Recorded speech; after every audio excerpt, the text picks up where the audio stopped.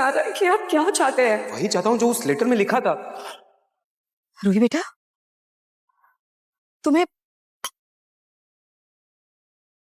तुम्हें होश आ गया बेटा? शुक्र है भगवान का, तुम बिल्कुल ठीक हो रूही। तुम्हें पता है हम सब इतना घबरा गए थे।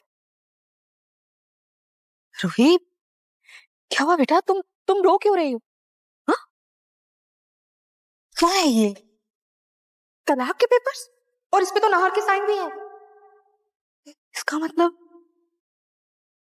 नाहर ने ये पेपर्स तुम्हारे लिए रखे? ये नाहर भी ना, इसकी हमने एक बात क्या मान ली, अपने मनमानी में सारे हदें पार कर रहा है। इसे तो मैं अभी उठाती हूँ।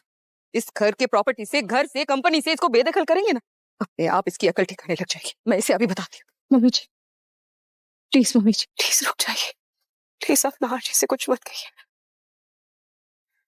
पहले ही घर में बहुत सारी मुश्किलें आ चुकी है, बहुत कुछ चल रहा है। मैं नहीं चाहती कि मेरी वजह से पापा जी और नाहर जी के रिश्ते में किसी भी तरह की कोई भी दरार आए। प्लीज। मैं तुम्हारी तकलीफ समझ सकती हूँ बेटा, लेकिन एक बात बताओ, मर्द को ना सिर्फ अपनी औलाद चाहिए होती है ताकि वो अपना वंश आगे बढ़ा पाए, और तुम तो नाहर को ये दे नहीं पाई।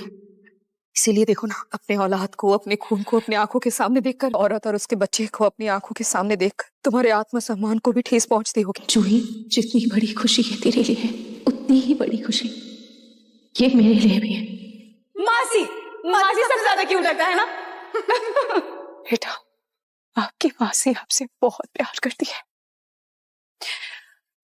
और वो आपको अपनी गोद में खिलाना भी चाहती थी, और वो आपके साथ खेलना चाहती थी, आपको अपनी गोद में उठाना चाहती थी।